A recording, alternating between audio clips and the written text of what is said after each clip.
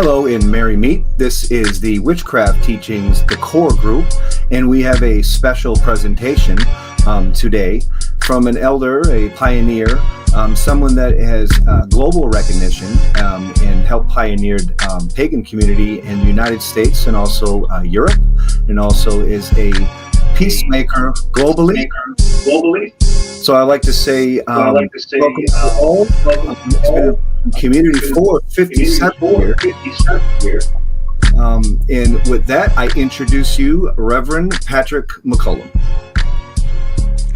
Good evening or morning or whatever it is where you are in the world. I really wanted to come on tonight and share some things from my early days of practicing magic and walking in the woods and such, because it's been my experience. I've been in this community since 1965.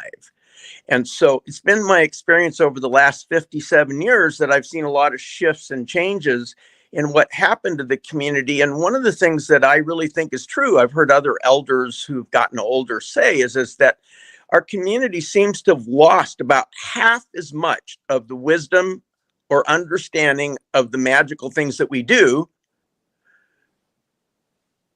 while at the same time they advanced and learned a number of new things.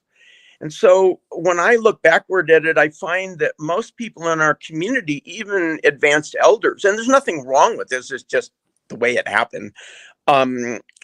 Even a lot of our elders and stuff don't have a firm basis for why they do many of the things that they do. They may have answers for it, but it's not necessarily what it is.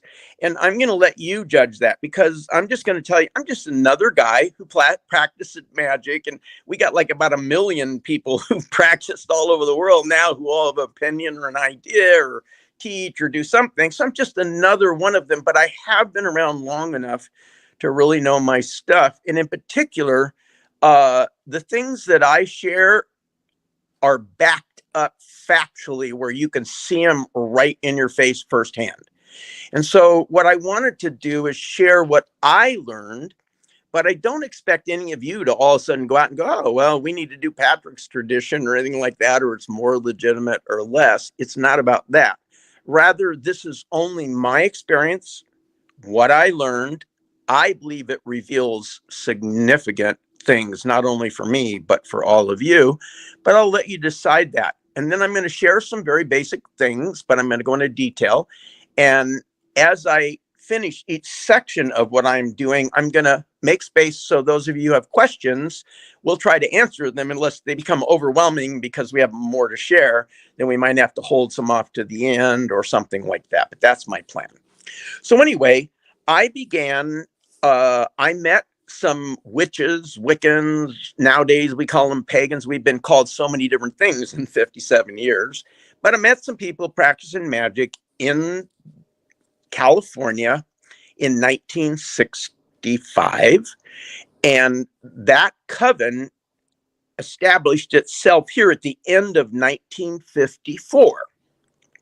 So you can kind of do the math. And when you're thinking about where we think things originate, what happened, that's just a reality.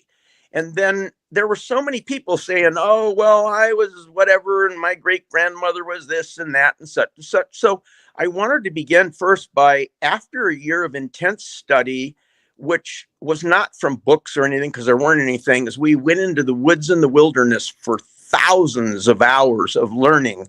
I learned plants, I learned stories, I learned mysteries, all kinds of things to get to the place where I could be initiated after a year. And there's a letter I'm going to put up now that was the very first letter I received from my coven in Ireland.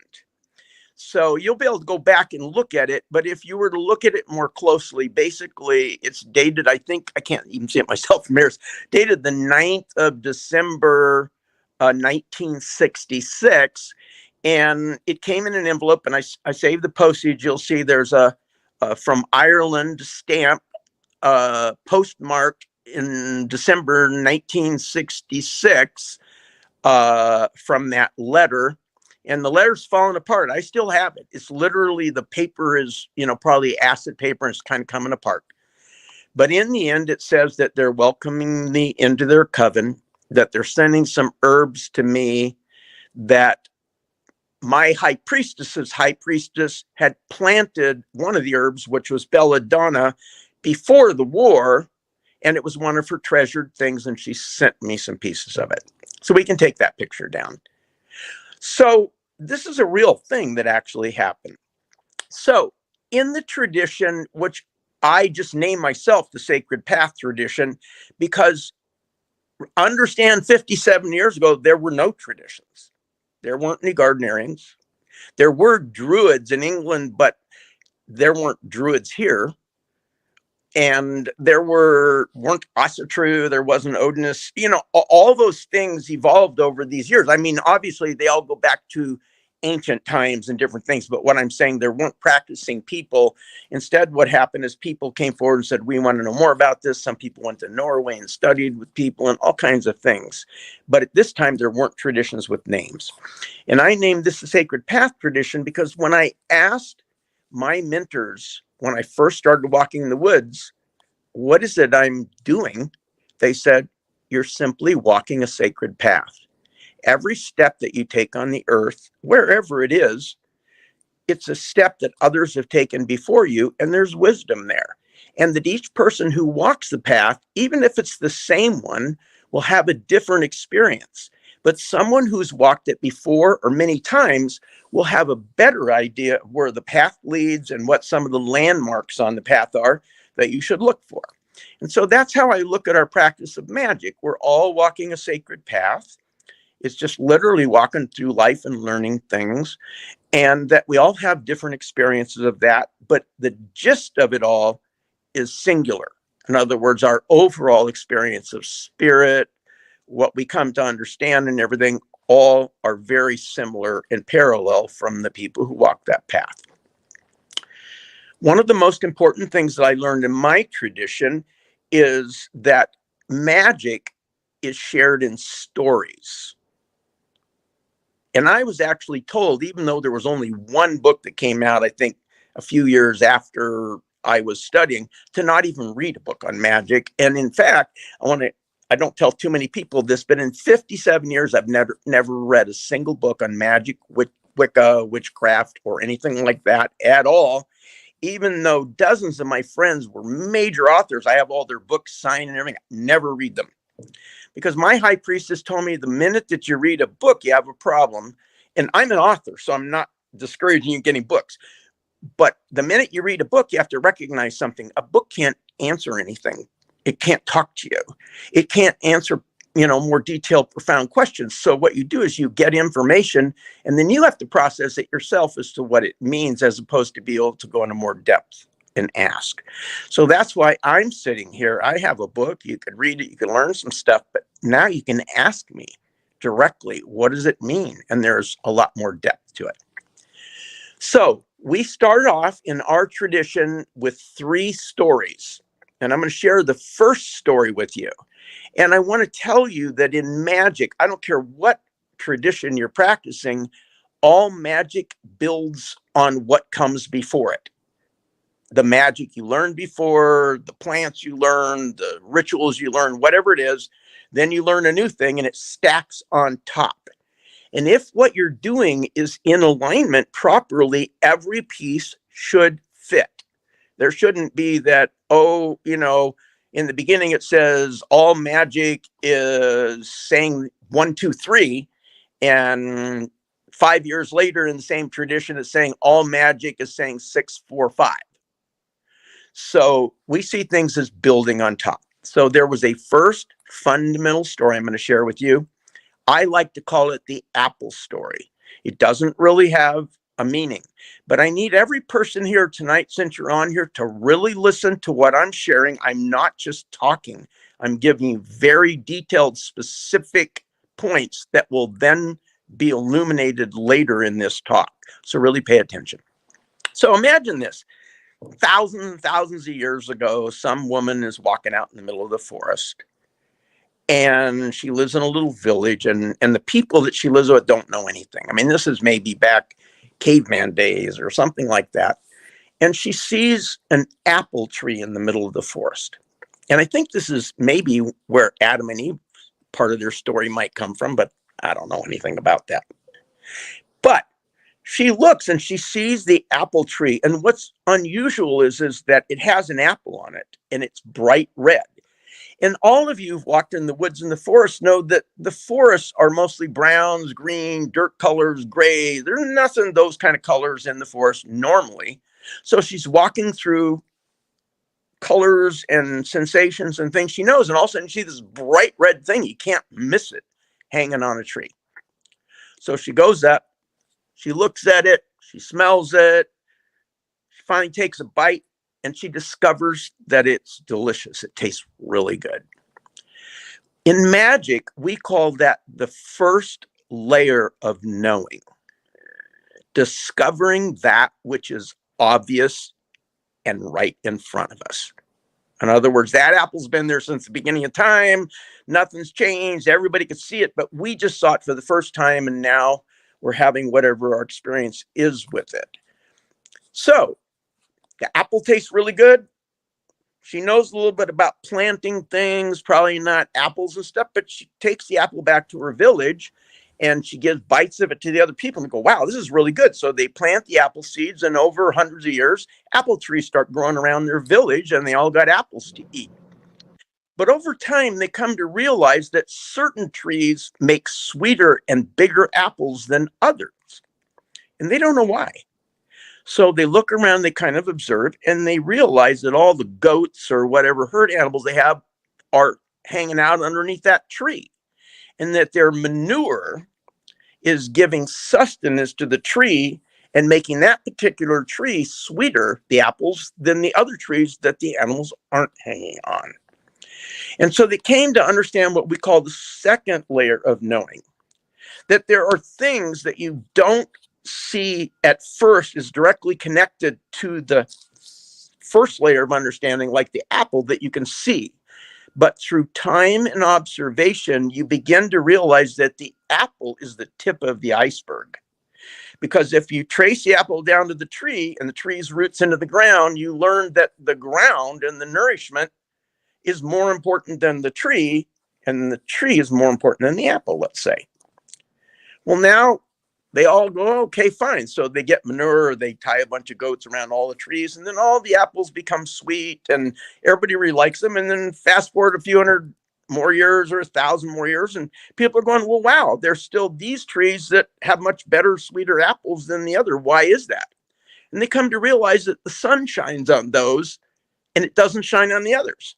So now they come to understand that there's even something much bigger connected to that apple than they ever realized. The actual sun out in outer space is sending energy that is creating and being absorbed by the tree, and the combination of nourishment and the sunlight is making the apples sweeter.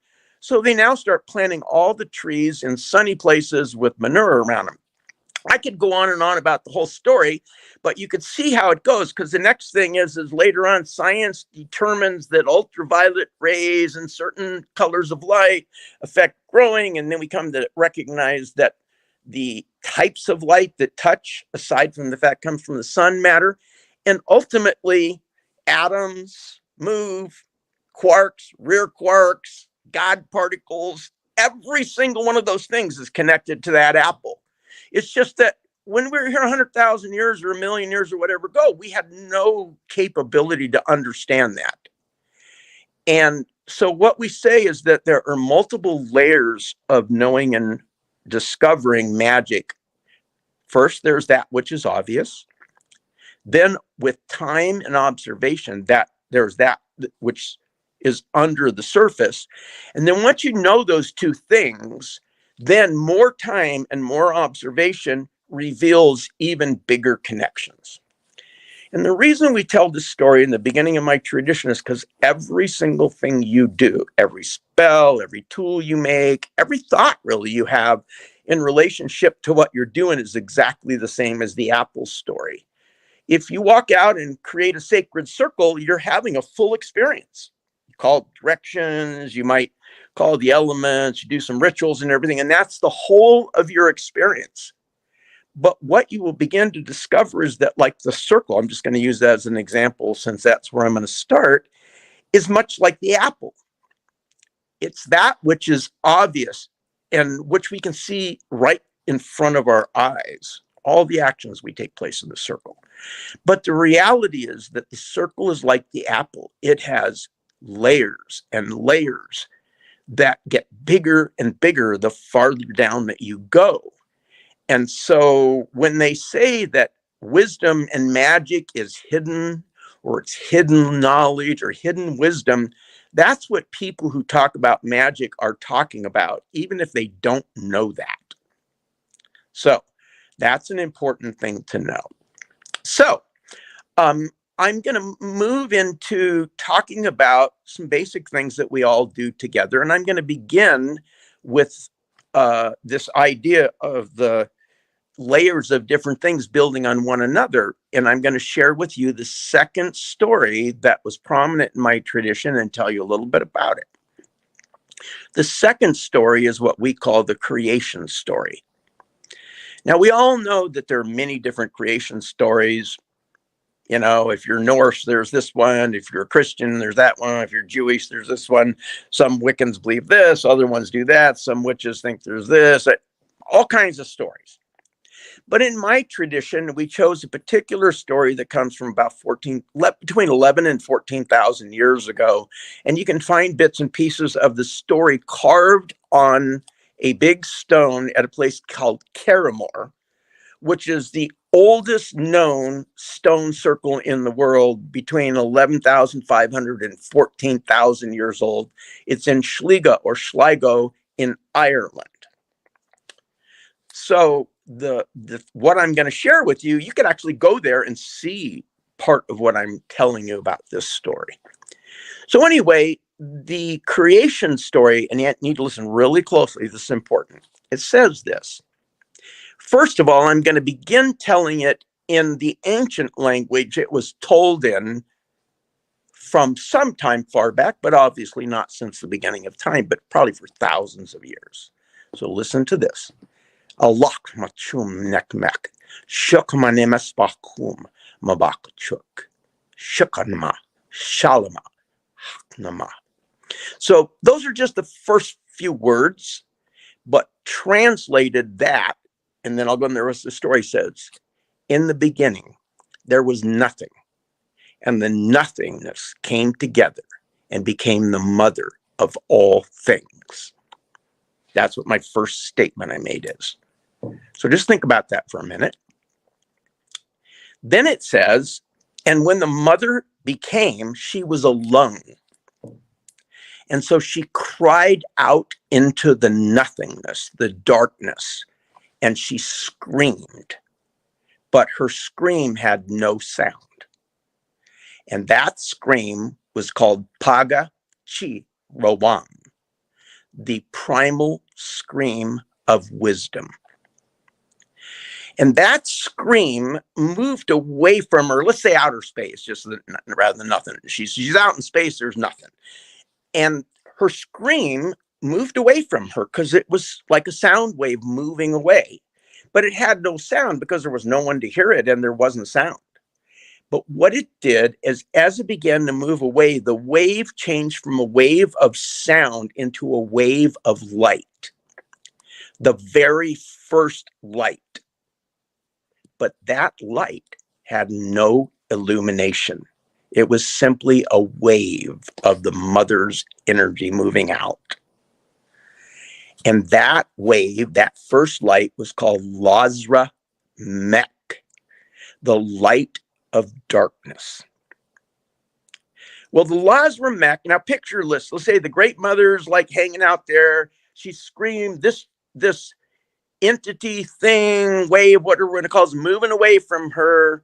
It's gone from the sound with no sound into light that has no illumination, and it's moving away, away, away. And at some point, as it's moving away, it becomes cognizant for the very first time. It realizes one singular thing. There is nothing else except the mother, and it has no idea where that is because it's moved away from it and it's off out in space, traveling away from her, and it has no memory of the journey. So When it recognizes it's moving away from the mother, our creation story says that light of darkness, Lazarmek, became illuminated for the first time. And it became light as we know it. And it became the very first sacred element, the element of light or fire. And it was known today, if we were talking about it, as the light of spirit. In other words, there was nothing there, just light, but it contained the potential to be. So now that the light of spirit had formed to become illuminated, it's trying to find the mother, and it realizes it's moving away from her. So it turns, I'm going to say turns to the right, or what we call a sunwise, clockwise kind of direction. And it decides that it needs to like go in a circle to try to find her, because she's obviously not going to be out there somewhere. And so it begins to turn, and a quarter of the way around the circle, the light of spirit transitions and manifests into tangible matter, the element of earth, and the possibility of fertility. So you now have tangible matter with the light of spirit, the soul, whatever you want to call it. But it's nothing that you could do anything with, seeing it's not alive. But with that, the light, now with the tangible matter, continues on around the circle, and it comes to three quarters of the way around the circle, and the mother looks upon it, and so she births it into something. It's not animate, but it is tangible, and it is all creation. All the trees, the bushes, the people, the thoughts, the possibilities are all there. So that element was considered, took place to be the element of the womb, or water.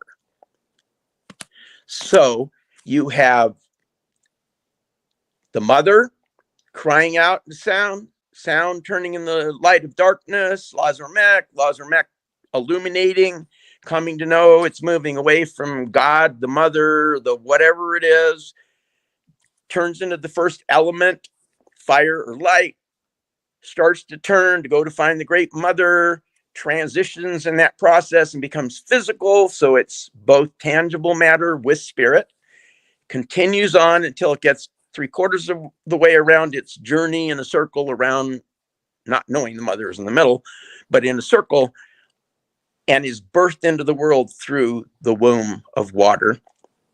And then it continues on. And when it hits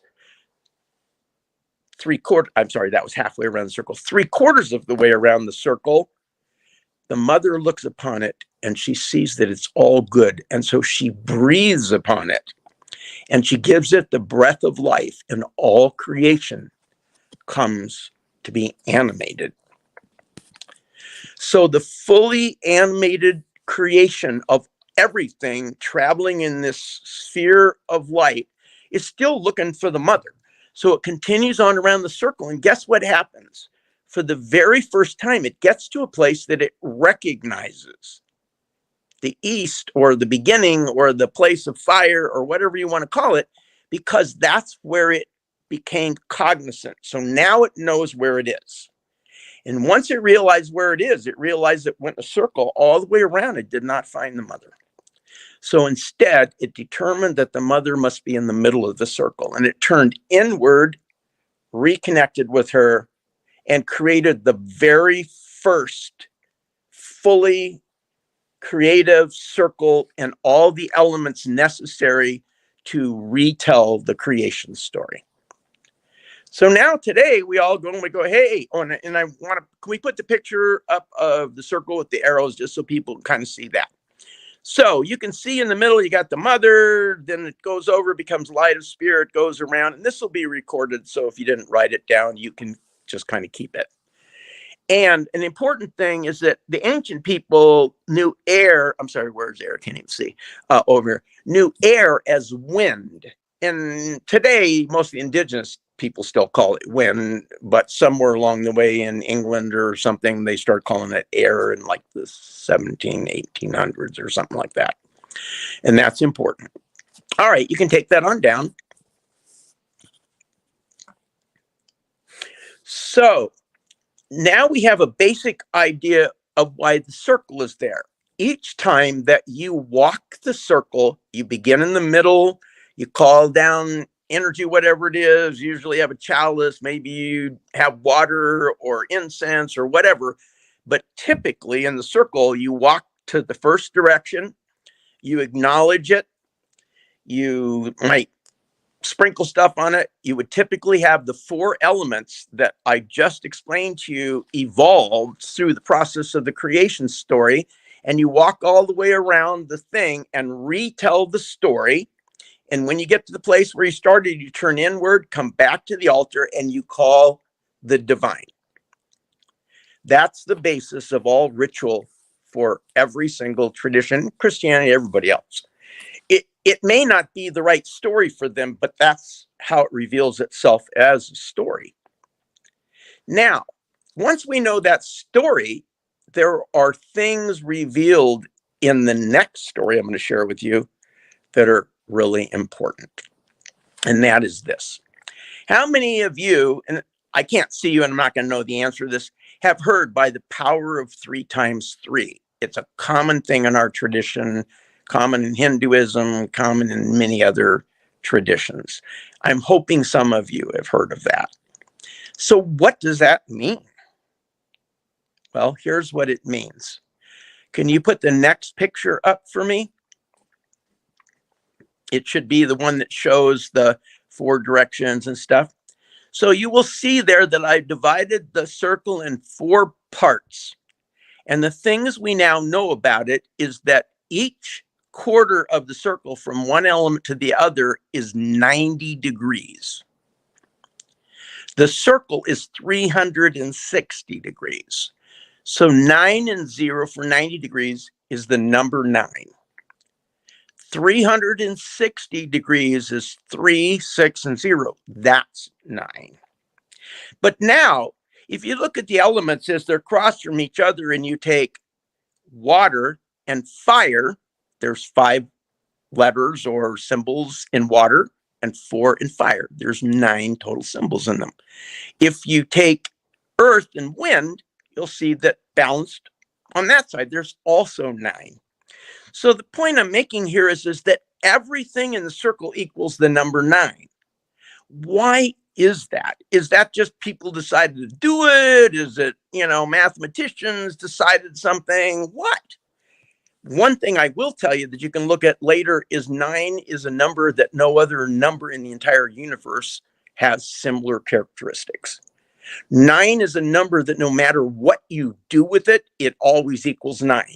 So you take 9 times 9 is 81. 8 and 1 is 9. Doesn't matter if you add it, divide it, whatever you do, it always turns back into 9. And no other number in all mathematics or the universe does that. So there's something special about that number. Okay, let's take that one down. And just let me check my note here so I can see. So let's put up the next one. Oh, I'm sorry, that's not it. It's the pentagram. There we go. So now a lot of you have used pentacles and pentagrams for a lot of time, but I wonder how many of you were aware that every single angle in the pentagram equals 9. They're either 72 degrees or 54 degrees every angle. And the actual symbols that they form, same thing, all equal 9. And more important, for whatever reason, the Greeks named it the pentagram, which is the only name for a symbol in all geometry and everything that has 9 letters in it. So there are all kinds of layers of things going on, but the big thing that's sticking out that you need to see is that there's something about the number 9 that means something, and it's repeated over and over and over again in our traditions. It's repeated in the circle and our casting of it. It's repeated in the elements that we, have a tendency to utilize or worship or use in our rituals. And it's memorialized in the pentagram, which is a major symbol that represents many of the things that we believe or think could be. Okay, let's go ahead and take that picture down.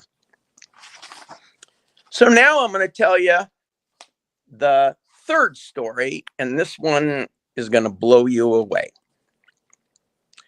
We now know those things, and people knew those things for a very long time, many, many thousands of years, whatever it is, some kind of pagans or whoever it is, are practicing these things, sharing the story that I shared with you. Everybody knows it. They all know why they're doing the circles. They all realize that they're retelling the story of creation, and there's something very important about that, and that the number 9 somehow is really important to remember. Somewhere along the line, I like to make the joke, how many of you grew up when they said certain rock records, if you play them backwards, say Hail Satan and stuff like that? I'm hoping some of you knew those days. Well, of course, that's totally crazy, right? But human beings at some point in history, and it appears from what we can see, this is only maybe about 8,000, no, it'd be a little, about 11,000 years old. About 11,000 years ago, the people practicing things got this idea. They're going, well, if this is the story of creation, how everything came to be and life came to be, if we play it backwards, it will take us back to the mother, literally, and it will reveal something of real significance to us. So they created ritual in a circle. They got water from sacred wells that they considered sacred. They dug dirt out of sacred sites and stuff that they had. And right now I'm talking England, Ireland area, but this happened other places too. And then they mixed the water with the earth.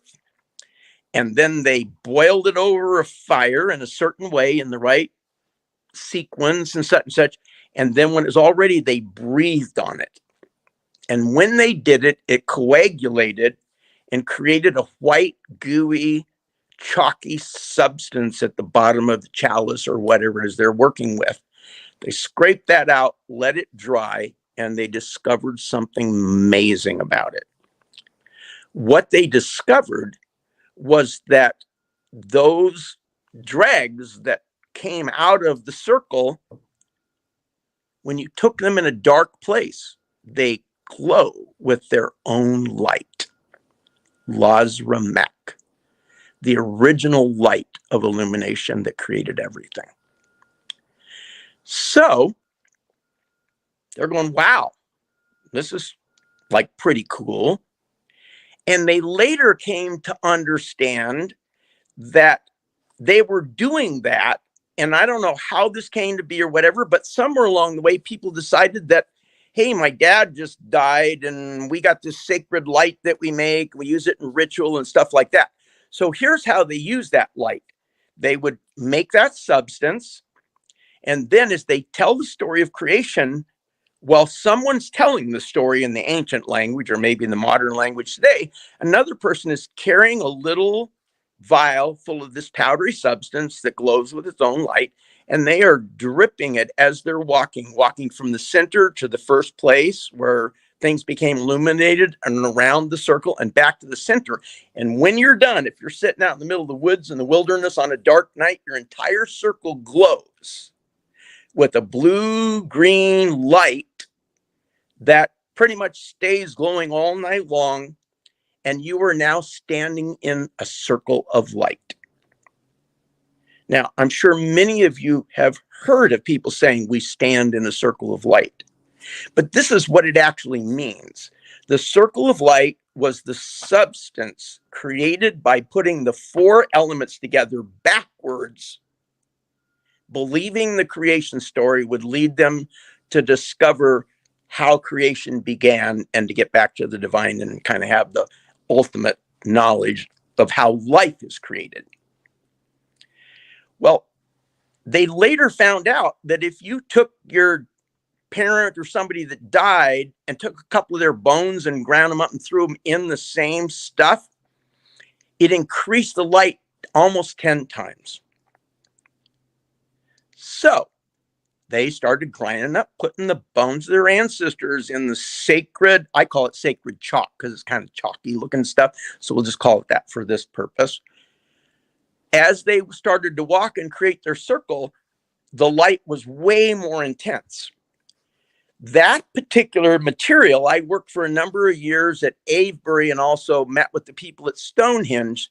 All those circles are surrounded by chalky substances put there for thousands of years, and nobody knows why. And I'm going to tell you why. Because if you actually made the stuff and you thought of the size of what they got and how much chalky substance there was away, you'd be able to see a glowing circle on a dark night from about 25 or 30 miles away. So witches, pagans, seekers, whatever, could be way over there and know there's going to be a ritual, and they could be on a hill or something, look down, they go, oh, there, it's over there. And then they would all come and participate in that sacred light of the ritual. And they would be surrounded by this light that they thought was Lazarus. Well, let's fast forward a ways and see what we discovered later. And they discovered it too. But that is that the chalky substance itself, when we moved to where we started to develop science and chemistry, they isolated the actual elements, physical, chemical elements, not spiritual elements, that were in the chalky substance. What are they? Because some of the elements burn off and go into space, other ones combine with something else and become, salt or whatever it is. And they discovered that when you take that chalky substance and you analyze it chemically, it has 9 chemical elements in it. 9. The same number that everything keeps telling you is important. And those 9 chemicals, there's a name for them they use in chemistry, Chon-Sip-Cafe. Carbon, hydrogen, oxygen, nitrogen, sulfur, iodine, phosphorus, calcium, and iron. Can you put that picture up so they can see that? Okay, this is very important for everybody to remember. So I'm going to ask a question, but you obviously can't answer back. So I'm going to answer it for you, but I want you in your own mind to think about it. What do you think Chon-Sip-Cafe is the chemical formula for? Now I'm going to tell you, and you can just look it up. It is the chemical formula for biological life minus God. It's the actual formula to create life, but requires spirit or something to animate it. In other words, the circle and everything that we do in it is telling you how to create life from scratch. And it's revealing the actual deepest possible way of showing you that there really is something connected to all this and making it into something for you. And every one of you, when you create a circle, whatever tradition you're in, you are retelling this story and sharing it with other people, even if you don't know what the story is. But subconsciously, magically, whatever you want to call it, you're replicating it over and over and over again. And as we go forward, and not tonight because I don't have enough time, but you're going to find out the things I shared about with this open up all kinds of other layers that are deeper.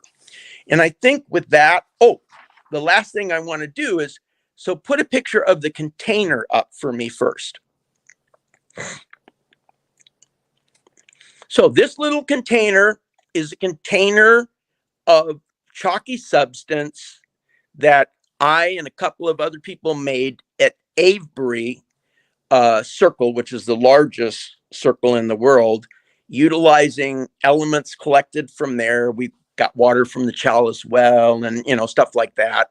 And the dirt we got from Salisbury Hill and those things, mix them all together and they began to glow and they're in there. So for tonight, just to share with you, to show you what that is, I took that jar and I took it in the bathroom, closed all doors, and I took a picture of it with my phone. So now take a look at it, and you really got to look close because it's in the dark. Do you see the glow in the center of it?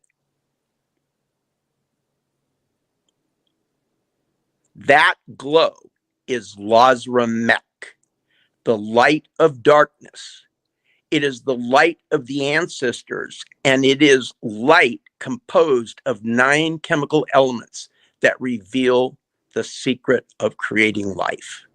So I'm going to start. That's just the and this is like Wicca Paganism 101 that normally you learn in like 15 minutes and assume and move forward from. But as you can see, it's way more difficult and complicated than you think. So I'm now going to open it up before we move on to the next part for questions. Anybody have questions?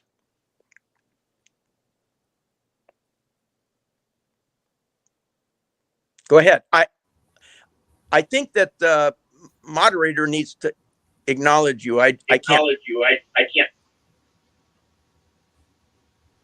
Okay. Poco Gala, I can't see your whole name. Wait, somebody's getting feedback. Figure out that where that's coming from. Okay. Question. So I had a question, but someone. Okay, you unmuted me. So I noticed at the beginning when you were telling your creation story and you put up the map of where the elements were.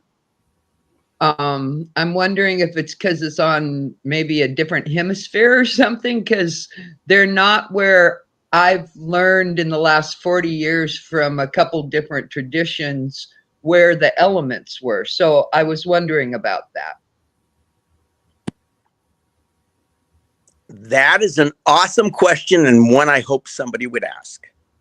So many of you may not know, but in 1969 or 70, the pagan community got together here and in Europe because there were 3 different configurations of the elements in the circle that people practiced.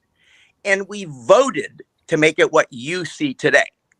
So that is not since the beginning of time or anything. That's a bunch of us in the 1960s deciding, hey, we are going to do it this way. Those people are going to do it that way. I will share with you something interesting, and that is the way I'm sharing it with you from my tradition is the same way that the Kogi do it in South America. It's the same way the indigenous people in the Himalayas do it. It's the same way that the Native Americans do it. It's so all the indigenous peoples, for the most part, most of them in the world, have the elements in that particular configuration. And they also had something that's different than how we now mostly see them. And that is that the first element in the story of creation is the east. So in the old tradition, you would go to the east first, walk around because it's the plate of light, the place of beginning, and everything else related to it. Now some people go to the north, somebody that, so just because somebody's doing, that's the whole reason I'm holding this thing. I'm not saying stop doing what you're doing. I'm not saying it's wrong. But what I would say is this. I just spent, 30 minutes explaining the reasons why and sharing all the things that are revealed by seeing it that way. I suggest you go back to your way or whoever's way and find that same kind of connection that reveals all kinds of stuff. Or is it just that somebody says, oh, yeah, you go to the east and you go to the, that's what I'm hoping all of you will go and start looking back into to discover. So now you have this. Oh, more questions. I'm sorry. Yes. I'm sorry, William. I can't see your thing, but I see you. William, I'm expecting they're going to say you, but okay, go, William. Sorry about that. I noticed that you mentioned about, let's see if I can pronounce this right, Bongkulu Tarla. That sacred place that you mentioned earlier, like Paramore. Sorry. There was also Göbekli Tepe, as far as the sacred site goes. That was also a gathering place, and you were talking about building upon knowledge and all that. Mhm. And I know there was engravings found at Göbekli Tepe too, and building upon knowledge. Well, Göbekli Tepe was a gathering place for people. They understand that through archaeology. So would it be any surprise that they were essentially building upon that knowledge that you were just talking about?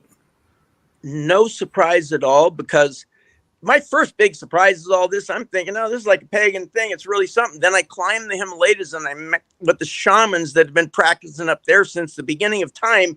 And they originated in Siberia, and they're the original, quote, shaman. So the term shaman and the whole concept comes from the Siberian upper areas of the Himalayas and stuff. I don't know if you know that. And it comes from a saying in my tradition, Shamana Gadaf Gadao. May the circle be forever, and may the water forever flow. So the word shaman evolves from the idea of being connected to nature, and water is the singular thing that kind of, makes everything grow and makes it possible for things. And so connecting to that great understanding is shamanism. And so, anyway, the shamans at the top of the Himalayas immediately, they're going, oh, well, that's what we've been doing for thousands of years. Like, this is nothing new to us.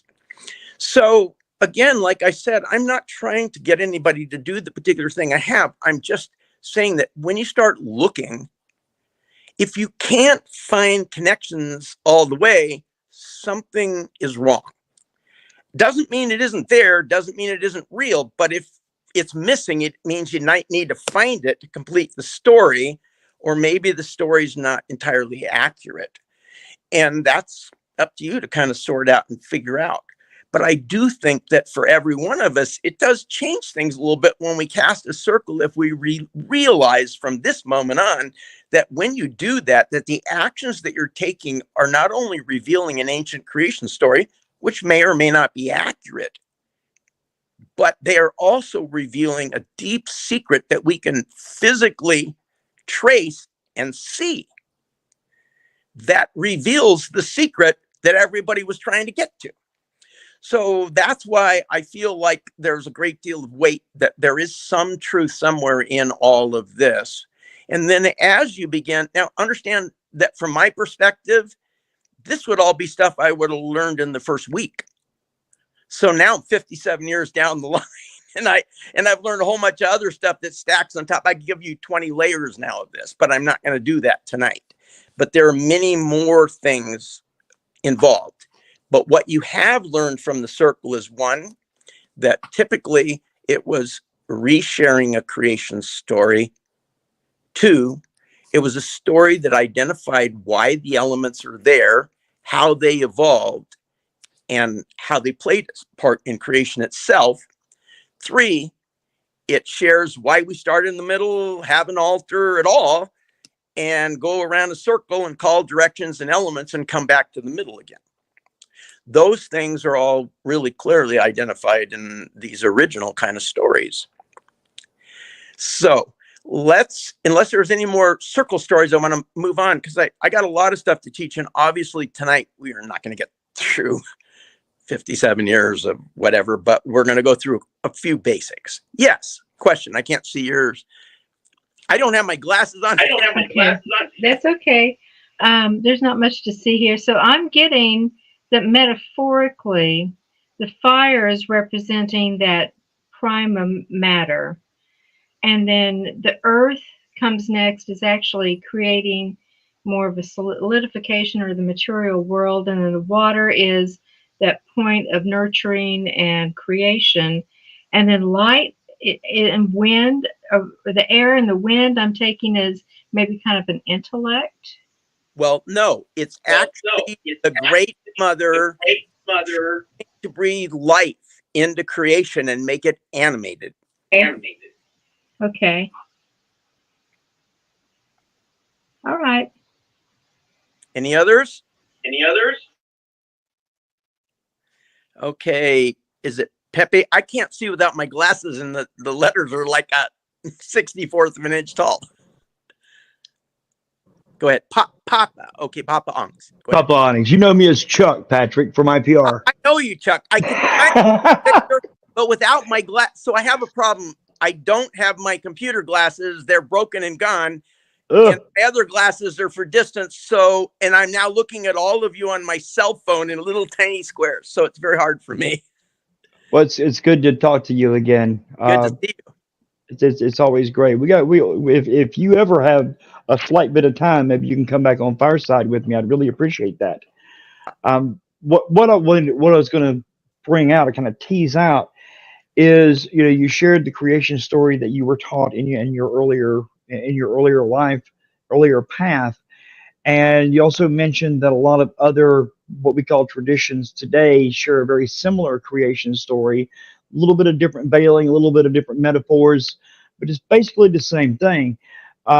If you look at the Hermetic and even Orthodox Kabbalah, you'll see very similar things there above Kether, Eins, Hathor, and I'm wondering what your thoughts are on what has been called the Principia Theologica, or the underlying mystery or the underlying thing that underlies all of our different myriad ways of expressing an unexpressible, an underlying mystery behind all religions, if that makes sense. Yeah, and that's in a very broad brush kind of way. Yeah, and that's a great question, not one easy to answer in just like a few words or something. I think the way that we might be able to look at answering that question is that you can pick, and of course there's always some outlier, but you could pick, like 255 spiritual practices. And I use that number because when I fought for the rights of pagans in the prison systems many years ago, they said, well, there's only two forms of paganism. There's Wicca and witches. And I go, you guys have no idea. So they did a giant study and they identified 255 distinct, separate pagan traditions that see themselves different from everybody else. Okay, so I'm just using that number for fun. Yeah. But if you were to take all those people and you were to take Judaism and Christianity and Islam and Buddhism and all the rest of it, you would see that you could almost fit all this right over the top of it and it would slide right in someplace. And what that tells me is that this, for me, is the universal story and the universal connector. And I'm going to be sharing how later it evolves into how all the faiths and spiritualities connect. We're going to get there before I finish. So I don't want to get too far in that. But what I wanted to tell you is that, things started a really long time ago. Any of us know for sure exactly how it all came to be. But one thing we can see is what the commonalities are. And if we begin to research them going backward, we get to a place where we see that, and I don't know who I might pick, but let's say the Greeks, let's say, came up with pantheons and stuff. But they didn't come up with those. They learned them from other indigenous peoples who were there, right? And the same thing with the Romans, the same thing with Judaism, the same thing with everybody else. I mean, some of the things so Christianity comes from Judaism, but Judaism is one of the initial potentially indigenous faiths, although some people would argue it isn't, because Judaism talks about the other faiths that were there before them and the other faiths that they were practicing before it became Judaism. So you have El and you have all this other kind of stuff, and even the practice of magic and the evolution of Kabbalah. So those things all also have all these kind of winding roots. But if you go backwards, they all have these elements. Just think about Genesis creation. In the beginning, God, created the heavens and the earth, and he saw it was good, and he said, let there be light, and he created light, and then everything became animated, and it's very similar to the same story. I think that there's possibly there is a truth, and I believe that we're limited by language, we're limited by culture, we're limited by the images in our own religions, and not coming into the religion, we're limited by the images in our own culture and time. And I believe there's nothing new under the sun. If we Yeah. go back far enough, well, that was my idea. Well, you might have tweaked it a little bit, but somebody had that idea before you, and somebody before that. Yeah, exactly. So I think what you're talking about here, what you've relayed to us, reaches back to a time quite quite a lot earlier than what we obviously the traditions that we practice today. They've morphed over time. They've changed because of our culture. They've changed because of our language. But I think I'm in agreement with you that if you go back far enough, you'll find that everything kind of comes back to the same source. And I believe that is the case. And it's the foundation of my peace work in the world. So everybody else thinks they're all somebody else, different, whatever, But I want to tell you one other thing that is a different story I'm not going to get into. But the gist of the story is this. Later on, when I was studying, I was talking about, well, we've created everything and there's all these people and they got all these different beliefs and these guys are saying we're the guys, the other one's saying we're the guys or the gals or whatever, and ours is the true one, and all these different things. And all you got to do is become Catholic and everything's going to be good, or you just need to be Jewish, or you just need to be a pagan, or you need whatever it is that people are selling that you need to just be like them. I walked with my priestess in the woods one day in my early training, and she said, there's another thing that's in one of our stories, but I want to illustrate it to you right now. She goes, we're in the middle of the woods, and we're like in California woods with pine trees and oaks and a lot of stuff like that, mostly kind of grays and browns. And then on the hillside, there's this giant thing of poppies and lupin and all kinds of plants because it was springtime and they were just starting to all flower out. And my priestess says to me, Patrick, I want you to do something for me. I want you to pick any two plants or trees that are exactly the same, or flowers. And I look all around and none of them are the same. I mean, yeah, a tree looks like a tree, but one's leaning this way, one has two branches over here, whatever it is. Then she said, tell me a human being that you've ever met that is exactly the same as any other human being.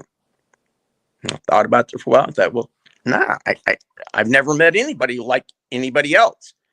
And she said, that's because that's one of the greatest messages to us from whatever created us.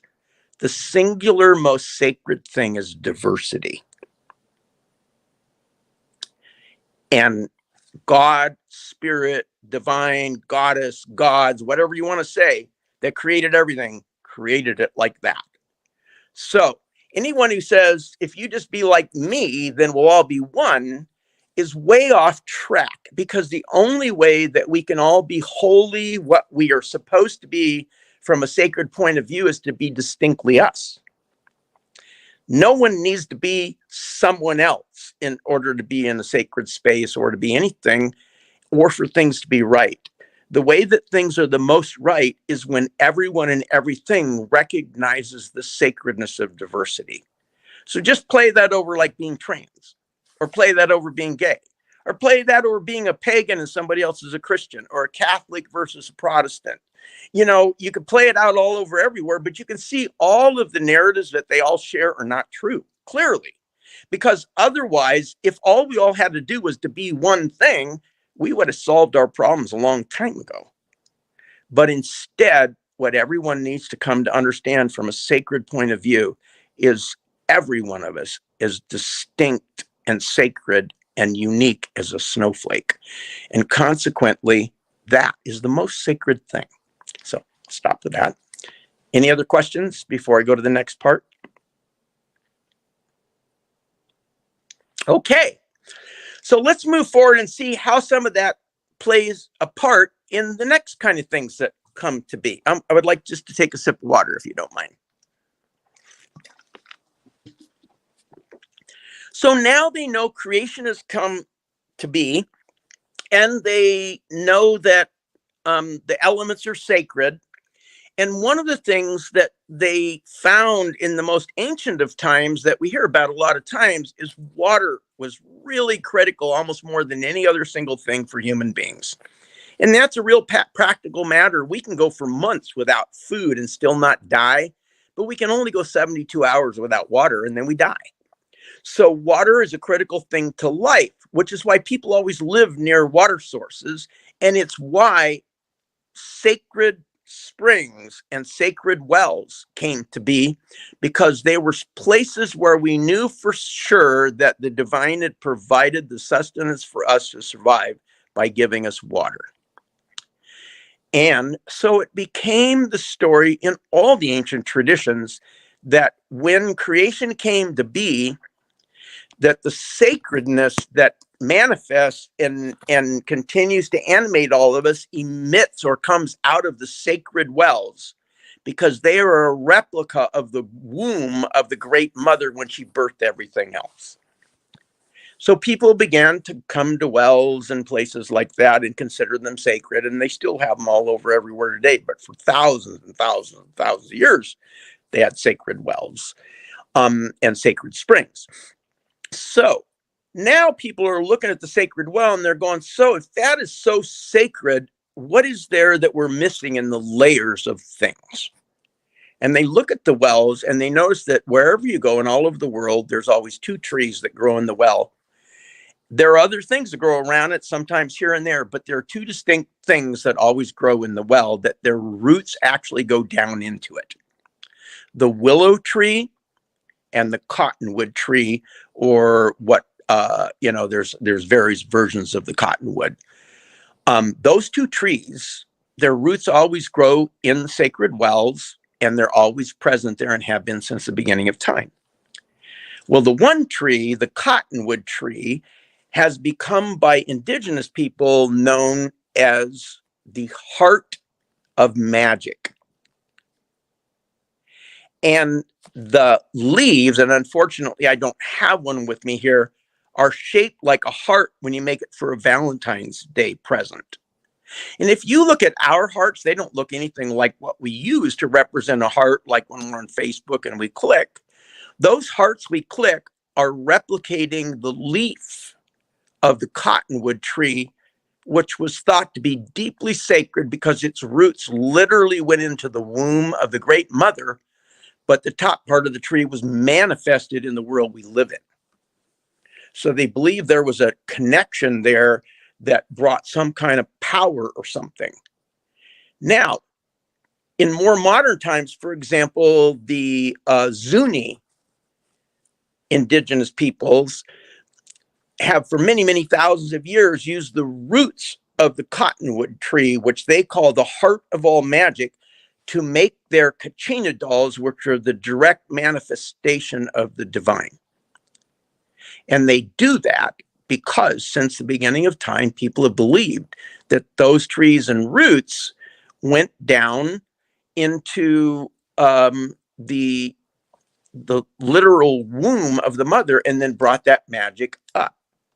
So at that point in time, people are looking at that tree thinking it's sacred. Some people are making things out of the leaves. Some people are making things out of the roots. But ultimately, in the end, they ended up noticing that there were buds on the tree that had a very powerful scent that you could smell anytime you're around a sacred well, and that looked like little ice cream cones. So Monica, if you got that picture that looks like that, if you could put it up.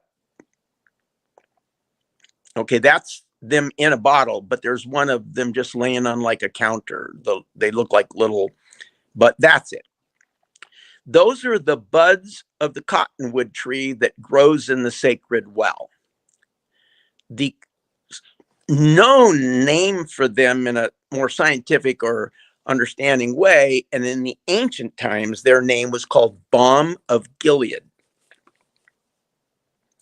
Now, an interesting thing is that when you read of the 3 wise men bringing stuff to Jesus, because he is the manifestation of God, newly born on the earth, they brought him gold and incense and myrrh, and then they brought him these buds to connect directly with God and the sacred, because these come from the tree, from the sacred well. So over time, I'm going to tell you, go ahead and take that down and put the one with the bottle up. Those buds, because they come from the sacred tree in the sacred well, were harvested on Samhain, the time that the world was into the place of mystery and darkness. And they were harvested right on Samhain and mixed with multiple different magical herbs, many of which we still talk about today, and then combined with oil pressed from the olive tree, which used to be called oleum, which was thought connected to the Great Mother and later passed on in Greece. And can't remember if it's Athena. I think it is the mother of olive oil and olive trees. I can't remember exactly, but it's one of those great goddesses like that.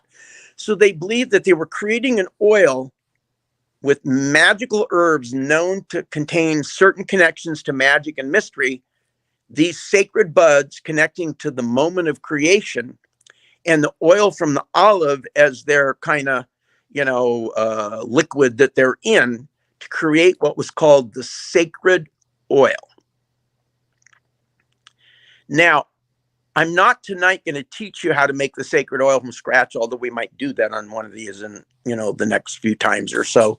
But ultimately, the basic plants and herbs in the sacred oil are henbane, and I have a picture of that. It looks like little buds with no flowers on them.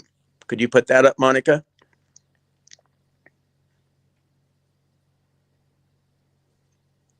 That's it. That's henbane. And I didn't have herbs all laying around so I could take pictures for you, and I had a very short time to put this together. You can go ahead and take them down now. But the basic plants that are in there is henbane, belladonna, mandrake, cinquefoil, and the buds from the cottonwood tree, balm of Gilead. And there's a couple other little things in there, but those are the main things in there. So they mix those all together, and there are stories underlying each of these plants. So, for example, belladonna is actually called Bane of Sultra. That's the old name, and it is the connecting plant that was supposed to be the first plant that had consciousness, that could think, and that taught all sorcery and magic in the world. So whether any of that's true or not, I don't know. And that's just what the old things say. So we use the belladonna in that way. But we mix all these things together on Samhain, and we go through a big process and rituals and things to create that oil. And then that becomes an oil connected directly to the roots going into the womb of the mother, with the most sacred manifestation in its very first step, moving from the womb of the mother into the animated universe or world we live in today. And they created the oil, and then they believed that that oil had the power to animate things because it was created to the Great Mother and the first thing. So if you had a magical tool, a wand, a chalice, or whatever it is, you would take that sacred oil. It has to be that specific. It was made on sound, all the rest of it. And you would rub it on the thing and say, I give you life, or I give this wand life, or whatever it is. And that was the purpose of that oil.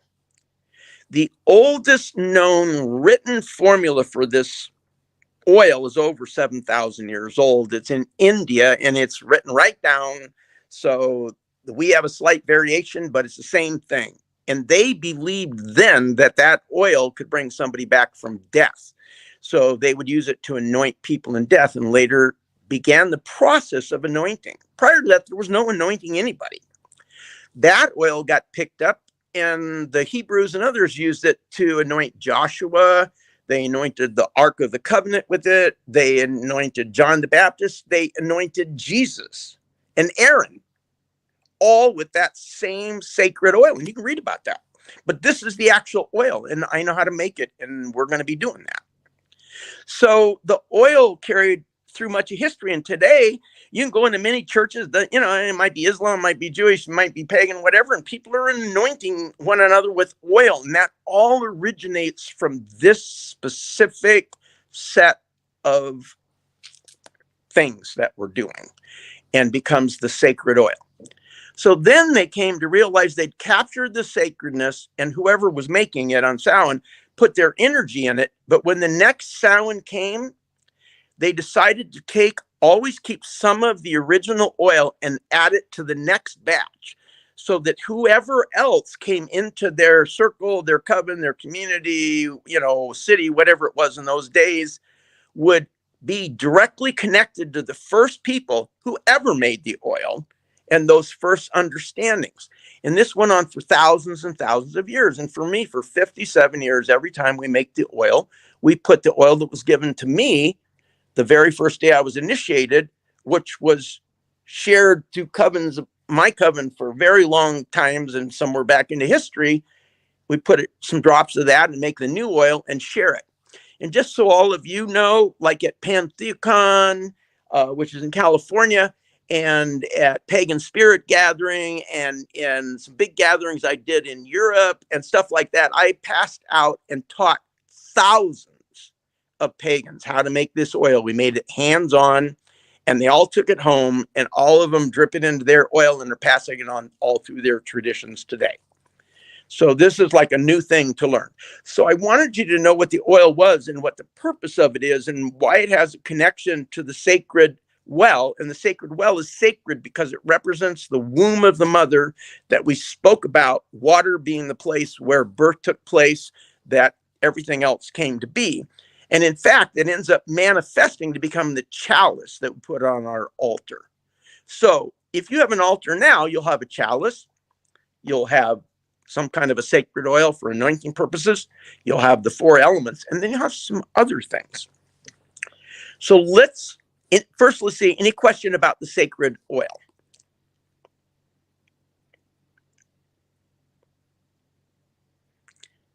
Okay, can't see. Okay. I'm curious. Oh, it just went out of my head. I'm sorry. That's all right. Never mind. About it for a moment and you bring it back. And if we're in the next part and you remember, you can also ask then. Anybody else got any questions? Okay, now I'm going to review. There is some comments, questions, and we will put these up one at a time. Give me just. Can you read them to me? Because I can't see them. They're so small. I saw somebody put something that's so tiny I can't see. Yes. Which one?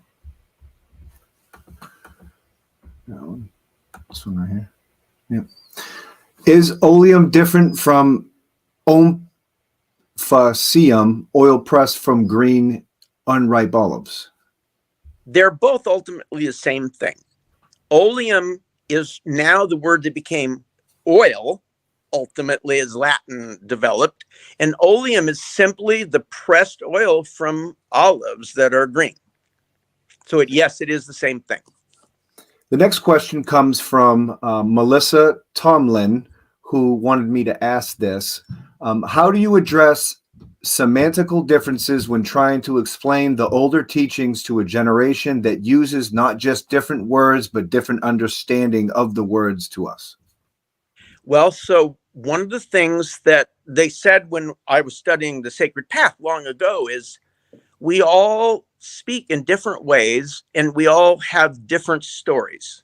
So there are 2 important things to have in your community. The first is the Shanachie, which is what I am. Shano, from the early Irish, this before it was Ireland, Shanu means old or ancient, and ki means to sing or to cry out. Shanachie means a singer of the old songs or the old tales. And it took me about 22, 23 years. A lot of people say I'm a good storyteller. I'm a good storyteller because I've been trained for 22 years how to tell a story that keeps every piece of history, all the important information, but can be turned into words that each generation can use going forward. So there are people who are supposed to be in your groups keeping this wisdom and changing it into the proper language for you, whatever semantics you might use to go forward. So that's part 1. And part 2 of it is that the thing that I was taught in the first week is you could never learn magic talking about it. You have to see it. You have to touch it. You have to smell it. You have to taste it.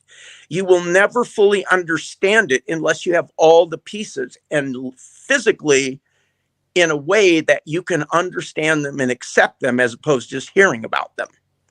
So right now, I'm trying to show you pictures and stuff like that. But if you were actually with me studying over all the years, we would go in the woods for a year or two, and we would have spent quite a bit of time creating the circle, and I would have taken you down to Sacred Well, and we would have looked at the cottonwood tree, and we would have picked the buds and made the oil and all these different kind of things.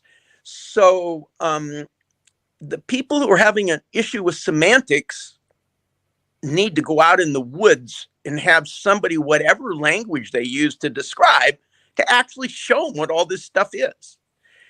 Because once you physically see it, it becomes easy. I'm going to go off on a tangent for a second that's important. I learned so many things, and it's hard to describe what it was like learning in the, quote, old days, which is only 57 years ago, and this stuff's been around for thousands of years, so it's not the old days. But it's the old days when you're an old guy like me. And that is this. I was walking through the woods on a path one day with one of my mentors, and he says to me, we parked our cars and we're walking through these tall pine trees for 10 minutes or so. And he goes, Patrick, where are we going? And I go, well, I have no idea. And he goes, well, why don't you have any idea? And I said, because I can't see anything past about 100 feet and there's all these giant trees all around. And he goes, okay. So then we're like walking along, and then he points at me and he says, have you ever noticed all these animal trails going off to the side, rabbits, deer, all the rest of that stuff? What do you think that's about? What? Here they got this beautiful, easy to walk trail. Why are they doing that? I go, I have no idea. And he says, well, let's follow one of those trails and find out. So we followed the trail, went up on top of a hill. When I got up on the top of the hill, I was over the top of all the trees. And then my same mentor says to me, now that we're standing up here, where do you think we're going? And I looked off and I could see about 2-3 miles away, a big lake, and I could see the trail ending it, and I could see it weaving through the forest. I said, we're going to that lake. And he goes, and where did we come from? And I turn around, and a mile back, I could see the parking lot with the car. And he said, there's a great thing that animals and nature can teach you.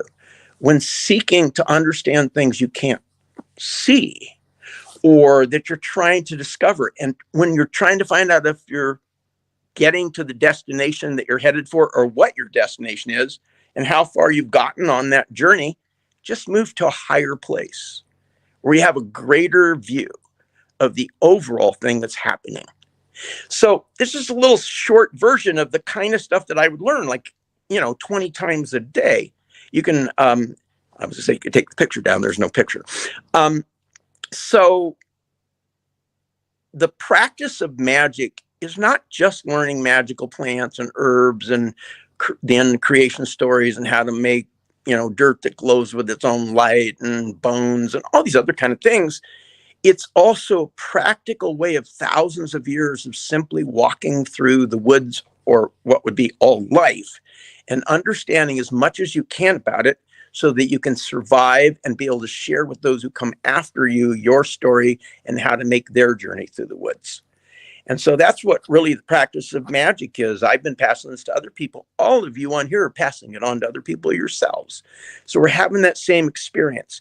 But one thing that changed and is new is in 1965, hands down, 99% of every pagan anywhere went in the woods to learn how to do it and practice a traditional thing, being initiated, learning from somebody who'd walked before and everything. And then all of a sudden, Buckland's book came out, and everybody's reading, and all of a sudden there's hundreds of thousands of people read their very first thing on magic and witchcraft and Wicca and all this kind of stuff, and all of them want to know it. And they start coming to the covens that exist. And at that time, when the book came out, there were probably less than 100 pagans in the entire United States. And that is discounting some of the folk religion people who lived, down in the boonies in South Carolina that came here in the 1700s. There were also those folk medicines. But they're also related to us. But I'm just talking about the pagan movement as we know it today.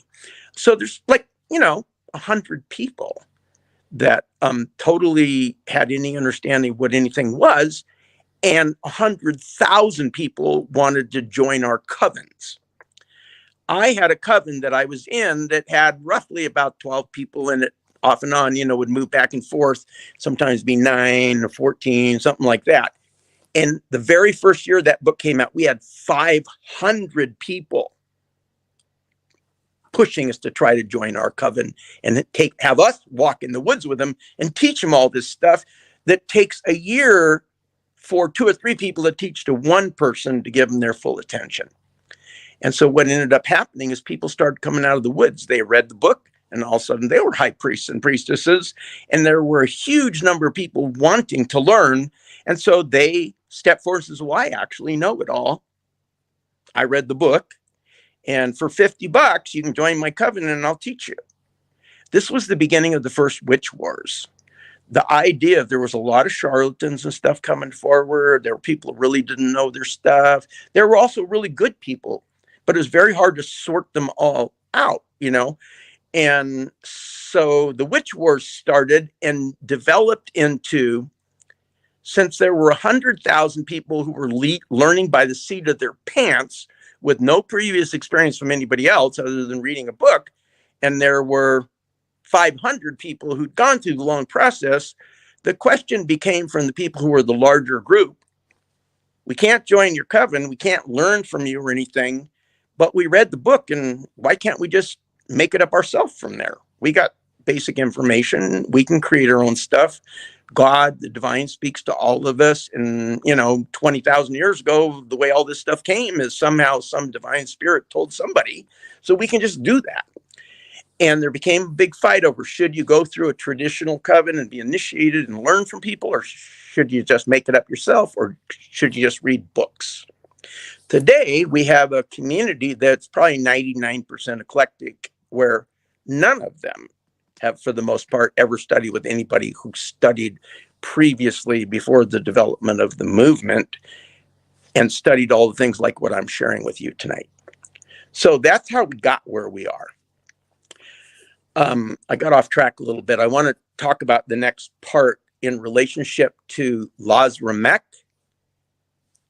the creation story, and how that evolves into some of our magical tools. The very first magical tool made in traditions back a long time ago, after you made the sacred oil so you could give things life, was the wand, the magic wand. And the wand was made and then anointed with the sacred oil to make it carry the wisdom of the magic. And then it was used to create the circles, to create the other tools, to create sacred space, to direct energy, all kind of things like that. But how did the wand come to be made? How did it originate? And how were the original wands made? And what's different about them than what we have today? Well, let's go back to when I was talking about the sacred wells, and they were sacred because people needed water. So they lived by the wells, and they thought that well was the most sacred thing. And I told you there were 2 trees that grew there, the cottonwood, which we already talked about, or balm of Gilead, and the willow.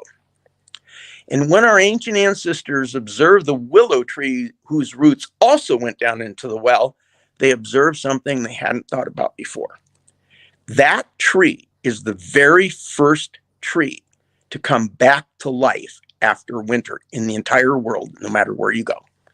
The willow tree, in a matter of an hour, goes from dead to beginning to be alive on what we now consider to be, well, there's different names for it. So some people call it Ladies' Day. Some people call it, like Imbolc. It's the moment we talk about the initiating light of that things are getting, connected, and we're moving back into the time when magic is returning and all this kind of stuff like that. Well, on February 1st or February 2nd, depending on the particular area and where the thing was, is the day that every willow tree in the world that is in the hemisphere where willows come back from the winter, and it's actually true on the other side of the world too, they come to life on the day that we consider to be that sacred day, and we've now named it Groundhog Day. but it is the day when a willow tree first begins to put out its buds, because the sap moves to the willow, and it energizes it and gives it life again. So to create a wand, they would go to the willow tree, the sacred spring, and they would spend days standing there waiting, watching the dead willow tree to wait for the exact moment that the Great Mother decided to return the life to that tree, the very first one, and animate it from the sacred well. And the moment a bud came or it turned a little bit green, they cut it to capture the magic. And that became the very first magical wands. And I don't have a photo, but I'll share mine with you. Well, I guess I did make a photo, but I'll just kind of show you the gist of it. So here is a wand cut at Imbolc at the exact moment that the tree came to life. It's got some symbols and things on it. And on the bottom of it, you'll see there's a little hole covered in like wax. I guess you can't see that. Let me get it there. There we go. After you cut the tree and you go through a whole ritual with it, you would cut your finger with a sacred knife. After putting sacred oil on it, and you would put your blood, 9 drops, in there, and you would seal it. So the magic was captured from the moment that the Great Mother brought energy, magic, whatever, back into the world and reanimated everything. So that was the original wand, and that's the wand everybody had. Then what happened is, I was actually one of the early artists making jewelry for the pagan movement, and people come and say, hey, I got my willow wand, but can you make me a silver caps to go on it? And then somebody wanted me to make a pentacle you could put on the end of it. And pretty soon somebody's going, oh, look what I did. I made a copper wand with a whatever. And now people got wands made out of everything in the world, but none of those wands relate to the creation story, capturing the magic, the time of the year, the sacred seasons, or any of the other things that really give it the magic that all the ancient peoples thought that it had. So that's an important thing to know. If your wand, and you could have as many of them as you want or whatever, but if the wand that you have wasn't harvested by you at the moment that the tree came back to life, and you didn't cut it in ritual to capture the magic and then move it forward and anoint it with the sacred oil made from the other sacred trees and these elements, then it isn't a real magic wand. And I'm just saying that not to tick anybody off, and I'm not saying that's true. I'm just saying that there is no real justification for all the things that have evolved in current times. They're just human beings trying to make cool stuff. But real wands have real background and purpose for many, many, many thousands of years. And the one other thing I want to share with you about that willow tree that's really important is, besides cutting the sacred wand, they would cut a piece or pieces of the tree itself. And then they would save them up and they would burn them in a ritual fire. And because willow has water in it and very watery, it doesn't burn, it turns into pure charcoal. And they later learned that if they wanted to create sacred art, the first thing they would do was to burn willow to capture the sacredness in a charcoal, then draw the sacred thing on a rock or something. Then they would mix earth and water, and they would usually like yellow ochre or something like that. And they would draw over the charcoal to create their sacred picture. And then they would breathe onto it to give it life.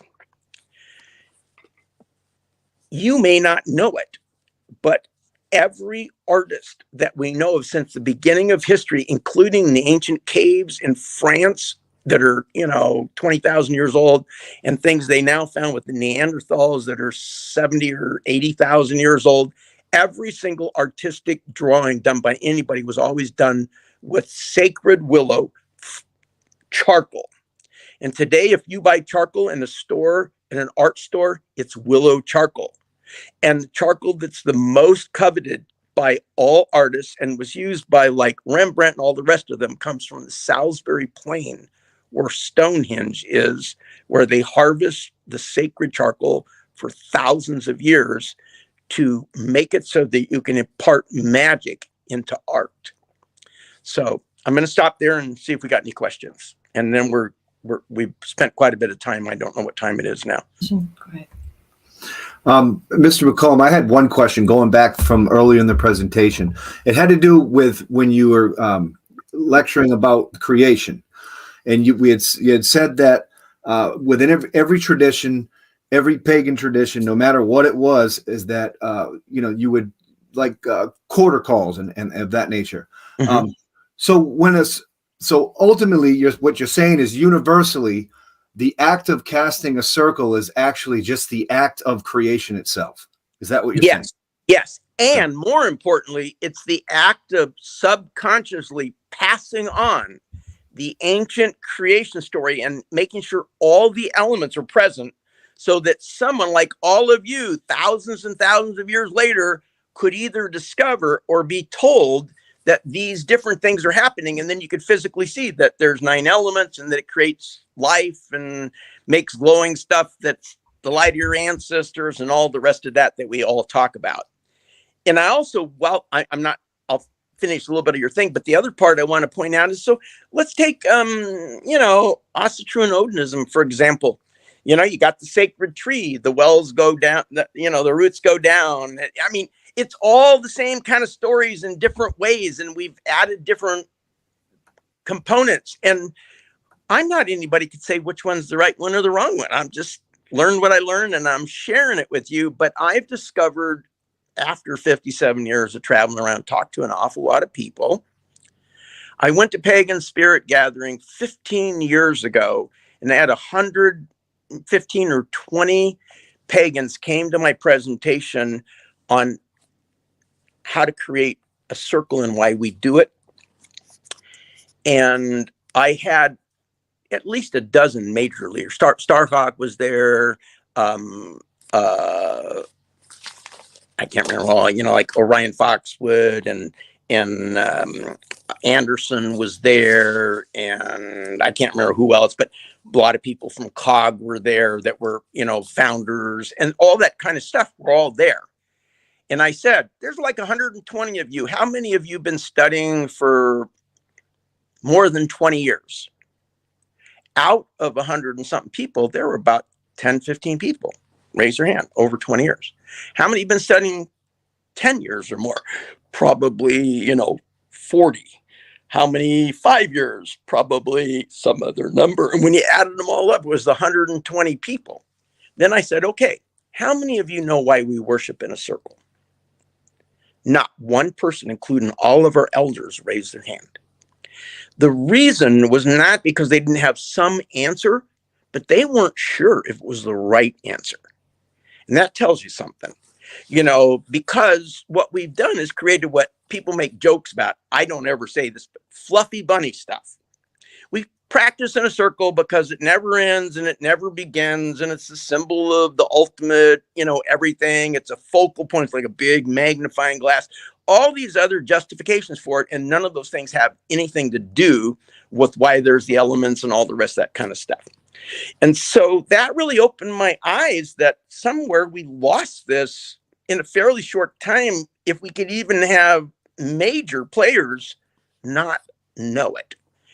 I camped with Ray Buckland once in Ohio, and I actually wrote a little thing about, he died afterwards. We were going to sit, but we sat for several nights and traded magic and talked about things. And like I asked Ray right in the beginning, I said, so you've written 5 or 6 books, got people all over the world. I said, did you share all the stuff? He goes, no. I go, why not? He goes, I sold my first book. I was supported for most of the rest of my life. I didn't have a reason to write more stuff. And then he wrote additional stuff to make more money, and that's nothing bad, not to try to share more wisdom, but to get another book out so that there would be financing to keep things going forward. But the part that's most important is he said, no, I haven't shared a lot of this stuff with people. There wasn't a reason to. And I said, well, we have a reason. We're both old, and he just had a triple bypass. I said, we're older. We got these issues. We got to get this stuff together. He said, we'll get together and we'll do this. Well, this thing I'm sharing with you about the circle, he did know. The thing about the wand, he did know. Some of the other things he didn't know, but he sort of still knew those things from how he started where he was. And so a lot of this stuff has gotten lost, as I said, and it's important to go backward.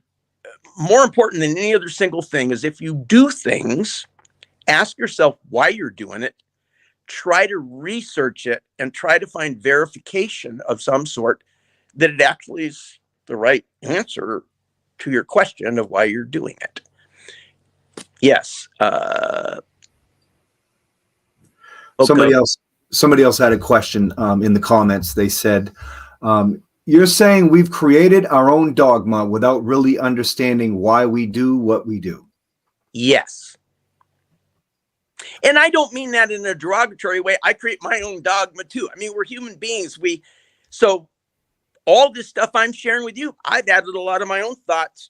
I'm not sharing those with you now because we're talking basic stuff. But after 57 years, I've come to some of my own intuition. The goddess has revealed some things I feel to me that I didn't learn when I was practicing, just like all of you. I have downloads and other kind of things. The point is that a house is only as strong as the foundation you build. And if you are on a foundation that if you go backward and discover actually isn't solid, then you either got one or two things. You got a house that could potentially fall down, or you're missing something that you really ought to go back and take a look at to shore it up. And so it isn't that we've created dogma and all these different things. Maybe we have, maybe we haven't. I actually see our dogma as different people doing their best job of trying to describe the things that they're doing that they've learned with what knowledge they have. I have a question that's a personal question that crossed my mind during the lecture. Now, so we've come to the conclusion that willow is the first life in the woods that grows after winter, correct? And because of that, it's the first to grow. Because of that, it becomes the magic there. Okay, my question is, what if we found the wood that is the last to grow? Does that also have magic? I don't know, and nobody's asked me that question. And there are many sacred trees for different reasons. So the reason the willow was chosen to create the wand is because it is the closest direct connection to the creation story and to the manifestation of the womb of the Great Mother here in the tangible universe we live in. So that's why it was seen to be that way. And when I say it comes to life, here's what the scientific thing is. All trees, not all, I guess, evergreen trees doesn't happen, but all trees that lose their leaves and stuff, their sap returns all the way down into the roots and disappears, and they become dry and all their leaves fall off. And for ancient peoples in particular, they look very dead. And then all of a sudden on this one day, they turn green in a matter of minutes. The first one. And that's because on that day, the sap, something causes the sap to come back up through the tree and reanimate it with its roots in the well. And that's something they could see for thousands and thousands of years. And I could take you out right now on the 1st or 2nd of February and you can see it for yourself. William.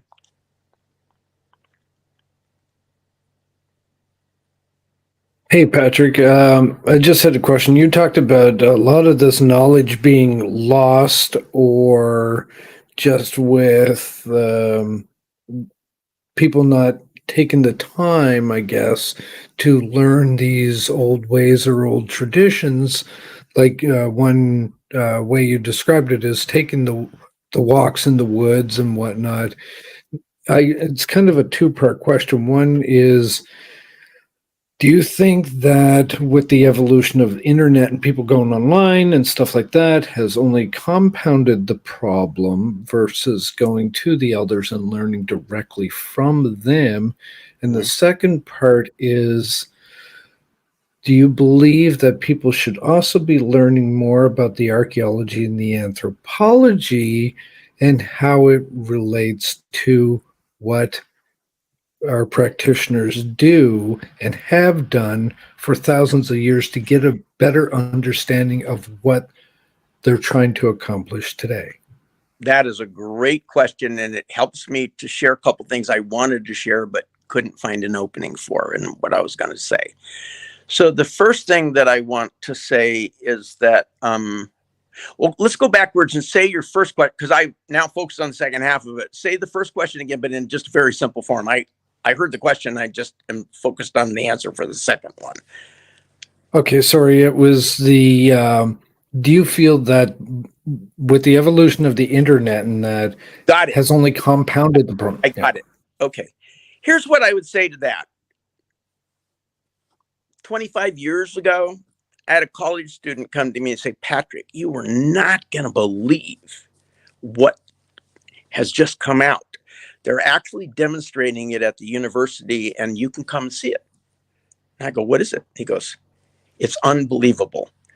This was when computers had like, 20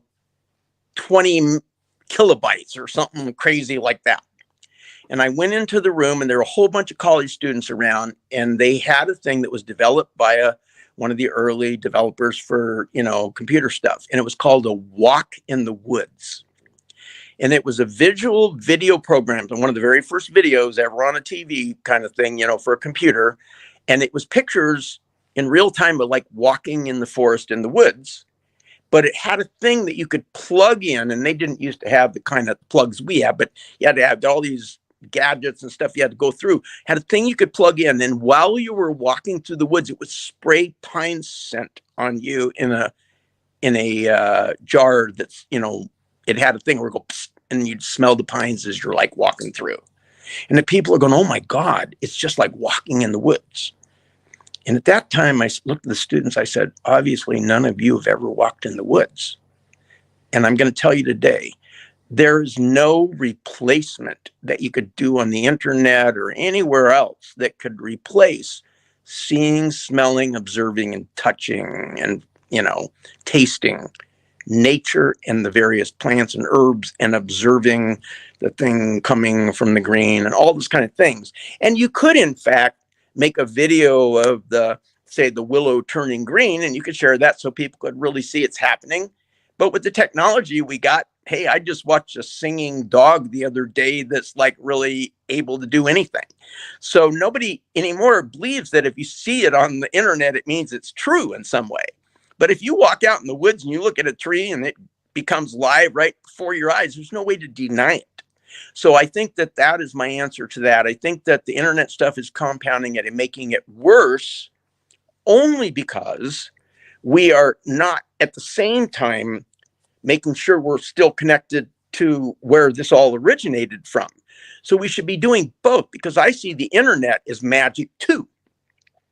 So one other little story, really quick story. 1967, my high priest says to me, Patrick, today we're going to talk about the crystal, the power of a crystal, how you can talk to people in another country through the crystal.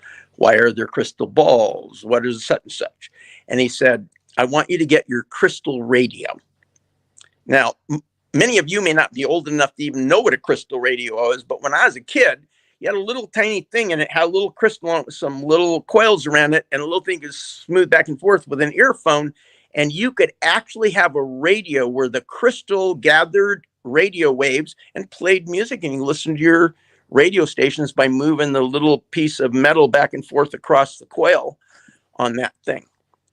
And he says to me, Patrick, I know you won't believe this now. The ancients could talk all over the world and send information and pictures, and visually people could see each other on other parts of the world simply by using the power contained within the crystal.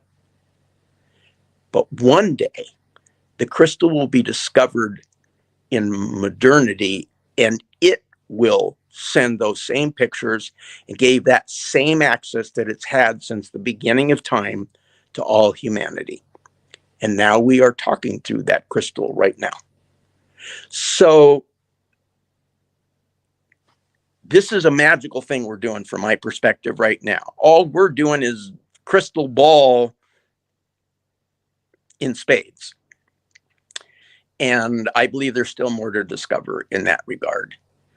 Did that answer your question?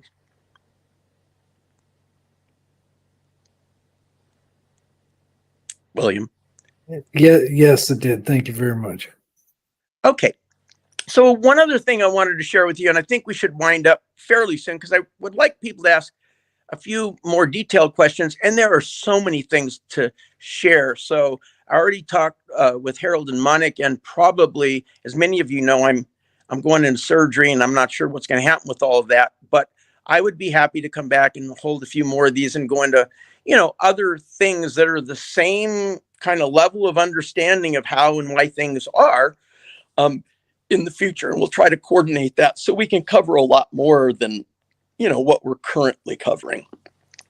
I wanted to talk a little bit about sacred blades, about the concept that we have a knife that can either create sacred space or is used to direct energy or different things like that.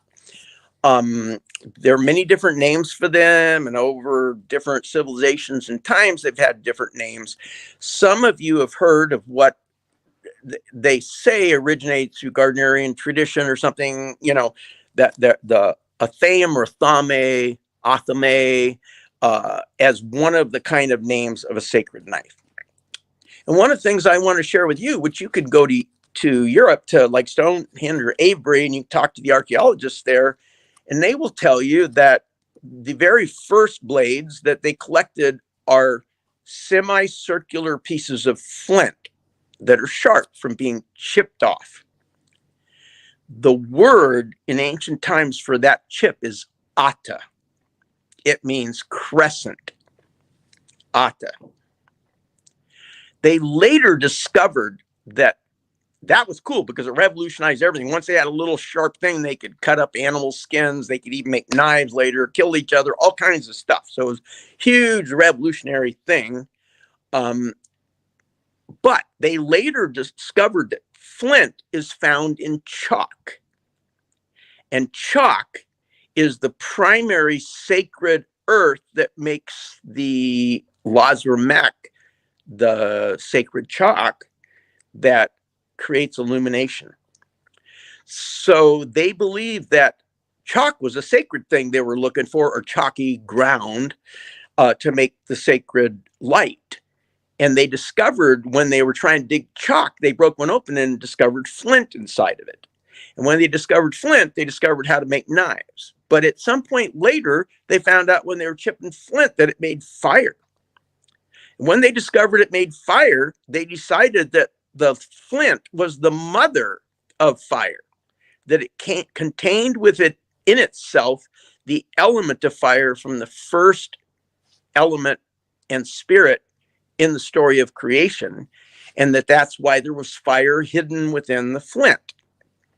So they use those flint knives for a lot of times, do different kind of rituals and things, and we can't really tell if they use it for that or not. I mean, archaeologists all say they were doing stuff because they found them in like temples and sacred places as opposed to in people's houses.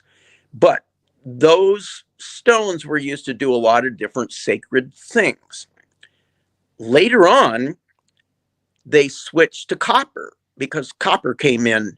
But copper made really crappy knives. You could cut some things with very soft. So they attached the crescent piece of flint on the end of the copper knife to make it so it had an edge you could actually cut things with, but was also metal and had more flexibility and other kinds of things.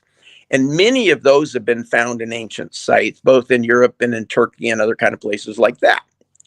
At some point in time, and we don't know when this is, pagans understand paganism is the act of observing all nature and everything around you and trying to put the pieces together to understand how it all works.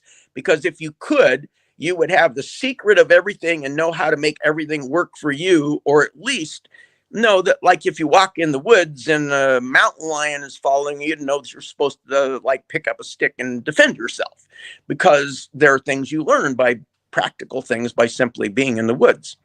Well, while they were observing all the different things going on, and there are some things written about this, the Egyptians write a little bit about it, somebody saw a meteor fall from the sky.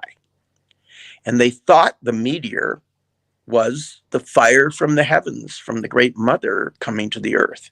And when they went to go take a look at it, they found a piece of metal. Hence the beginning of the Iron Age. The very first beginning of the Iron Age began by finding meteors, not by finding iron ore. So those meteors, they heated and forged into blades, and the blades made from a meteor cut anything. And we know today that a meteor is the greatest, best, like carbon, steel with vanadium and chrome and other kinds of things, is the hardest substance that exists in nature as a metal. So it became common to talk about creating sacred blades out of meteors. But when they tried to affix a meteor to because sometimes meteors are small and you can't make a whole blade out of it, so they'd take iron or something and forge it, or copper or something, and put the meteor on the end of it, they came to find that they couldn't get the meteor to stick on the end of a piece of iron. But guess what? When they put the flint on it, it became flux, which we still use today, and it cemented the two pieces together and made a singular piece that had a meteor on the tip and some other kind of metal or material for the rest of it. And they considered that that was fire from the heaven, and that when we began to create a sacred circle and we would draw a circle on the ground, we literally were bringing the fire from the first light, from the very first thing that became from the great mother, and we're imparting that energy on the earth. So here's something I want to tell y'all. I teach about every 15 years. I take usually about 8-10 people into the wilderness for 4 or 5 days, and we forge sacred blades, beginning by going and harvesting the sacred willow, making it in charcoal, building the oven to cook it in, utilizing the sacred charcoal cut on the sacred day. Then we go out into the woods and we find a meteor. Each person finds one. And then we forge them and we go through this whole process I'm telling you. So if I was to tell you guys all today, hey, I want you to go out in the woods and find a meteor, most anybody I tell this say, well, you could never find. I've never seen a meteor in my whole life, other than like in a museum or something. But here's a fact to know. A meteor strikes the earth every 3.5 seconds. And a meteor falls within your reach or visual range about every 5 minutes. And they're constantly bombarding the earth all over everywhere. Just most of them are burned up by the time they get here, or they're so tiny that we can't even see them or something, and they go someplace, but some actually make it to the earth and they hit the ground. So how do you think you find a meteor? Well, over thousands and thousands of years of observations, pagans learned where to look and where not to look. So I can tell you, if you're looking for a meteor that fell from the sky, you don't walk into the middle of a redwood forest looking for it, because you can't see anything. You can't see the ground. You've got plants all over everything. If you're looking for a meteor, you're going to go in the desert or on the beach. Because if you're in the desert where everything's white sand and you see a black hunk of metal, something, it's a meteor. So you go out to look for the meteors. But even with that, they couldn't find them necessarily, even when they found a place they thought where a meteor would strike. But in human history, in the pagan traditions, they discovered something else. They discovered a magnetic stone. And that magnetic stone, if they tied it on the end of a piece of string or yarn or something like that, could literally go walk in the woods and just swipe it back and forth over the top of the surface of the sand. And when it got to a place where a meteor struck, when a meteor hits, it fragments into millions of pieces. The biggest piece in the center, usually deep down, little smaller fragments around, and then pieces so minuscule you couldn't even see them with a microscope. But when you take that swinging magnetic stone, a lodestone it's called, and you move it back and forth, when it has a meteor, it stops swinging. Instead, it's like hanging a magnet on a string, and it shows you right where the meteor is. And then if you dig down there, or maybe you find some little fragments, you know you're in the right place, and you just keep using it until you get there. That is the origin of the pendulum. The pendulum originally was lodestone used to try to find the sacred meteors to create the sacred blades and various things like that. And so there's a whole lot more to all those stories. I'm giving you very short, snippets. But what I did want to tell you is I've taken about 20 people out to forge the sacred blades, and not one of them didn't come back with a meteor. So it's actually way easier than you think, but you need someone to show you. You need somebody that's walked the path before you that can at least show you to get in the right spot and tell you the tools that you need. So with that said, I'm just going to hold up and show you my original sacred blade forged from a meteor. And I'm going to move it across the screen kind of slow, like this. So this was made in like 1966 or 1967. I went into the wilderness, and you see this hole?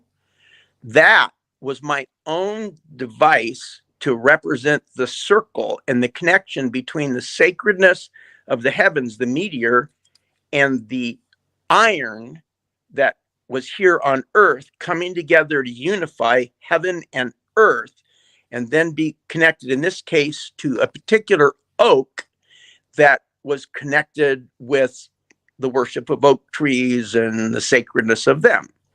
So from the center of this circle up, everything you see is a meteor. Okay? So this is not fancy and all kinds of stuff. This is the real thing. Millions of rituals have been done with this. I've done rituals with some of the biggest spiritual leaders in the world. Here's a fancier version of the same thing. The end of it is also forged from a meteor.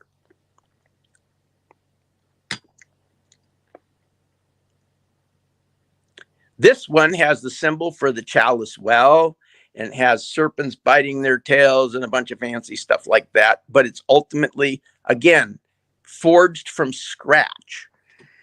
And when I say we do that, if you're going to make a sacred blade, you got to learn how to find iron ore. You need to learn how to smelt metal. You need to know how to refine it. You need to know how to forge it.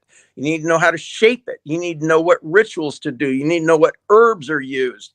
You need to find a meteor, all these kind of things. And what happened is in about 1970s, people are going like, wow, that's a lot of work. But I saw a really cool knife down at the such and such store, and I'm going to just doctor it up, make it my magical knife. There's nothing wrong with that at all, but it's not the same thing. And you can see why, because of the historic background of how we got to where we were of having the sacred blades in the first place. The other thing I want to tell you, cool, just a little side note. Some of you know me really well and know that I'm very close with part of the Windsor family in England, and I spend my holidays there. And my close friends are the Earl and Countess of Plymouth. And I stay on the royal estate where every king and queen of England since what's his name, William the Conqueror came.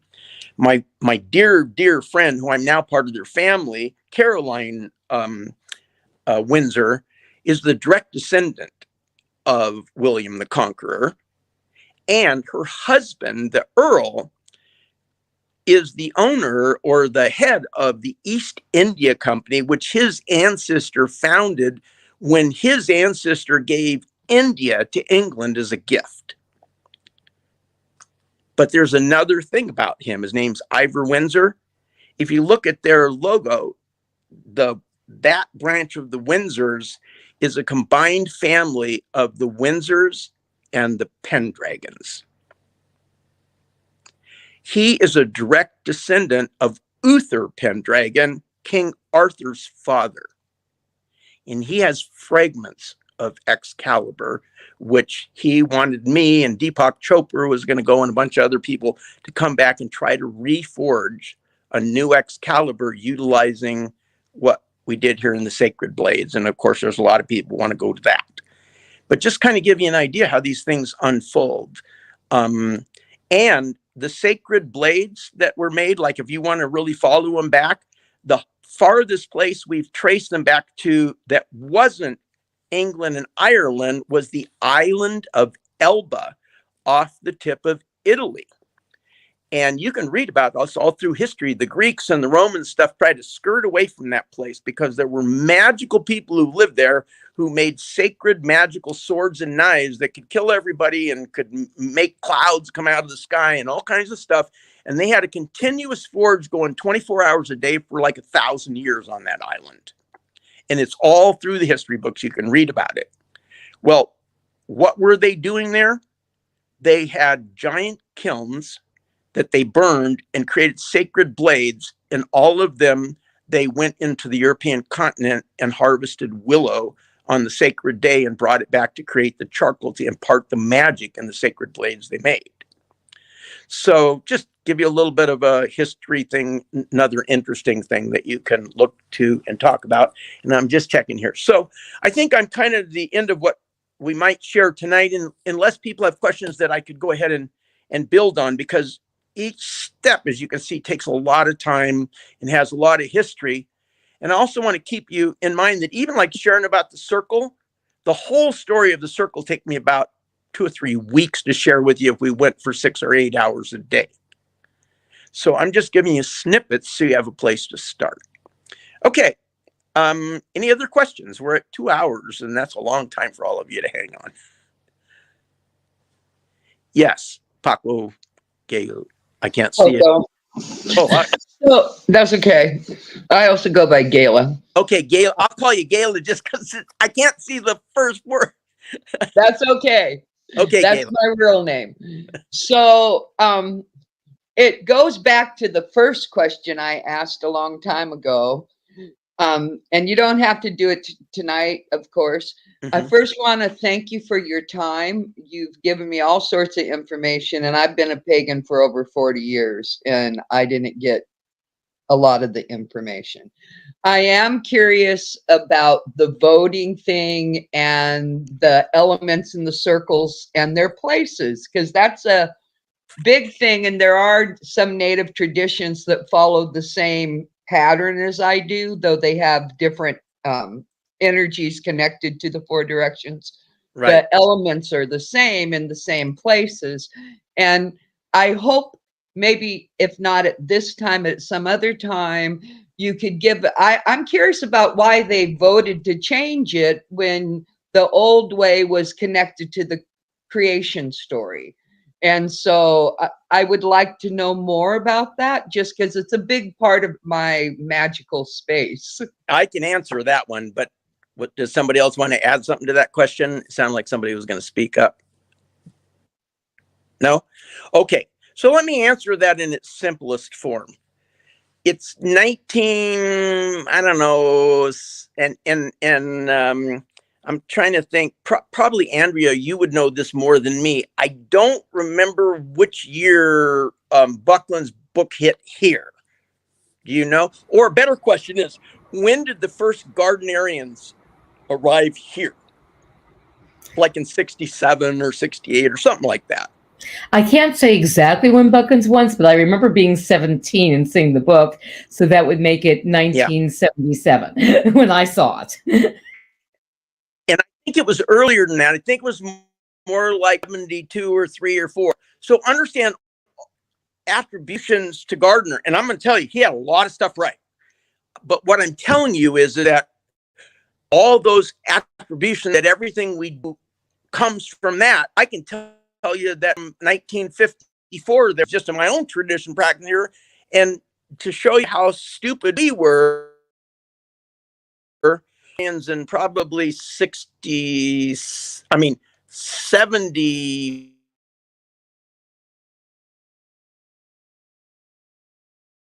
5 groups. And those days we were with each other because my house firebombed and police tried to kill us, and the Christians said they're going to kill us all, and we're deep, dangerous time to be a pagan. And we met other pagans, and then we were cool. Hey, there's actually other ones, because we didn't necessarily know there were other ones here. And when we met them, my coven came back, and they were talking about Gardner and their magical stuff. And the first thing that one of the people in my coven said is, they seem to know a lot of stuff, but they got all the directions wrong. And I was laughing about that. And And the person said, but I think their focus is gardening, because that's what they thought Gardnerian was. Pagans who garden, like we focused on nature in the woods, they thought Gardnerians were pagans who maybe grew their own stuff in gardens, their own sacred herbs and things, and so they were gardeners. So that just shows you how it was back in the 60s before it became the big rage in the book.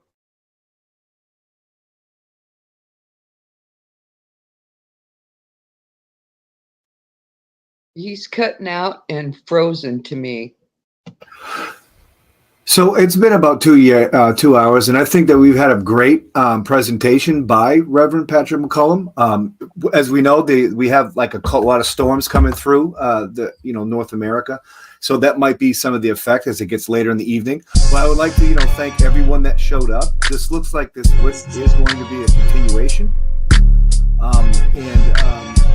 I hope to see y'all back. This was put on by Witchcraft Teachings, the core group. And again, thank you, Reverend Patrick McCollum, for your presentation. And this will be continued.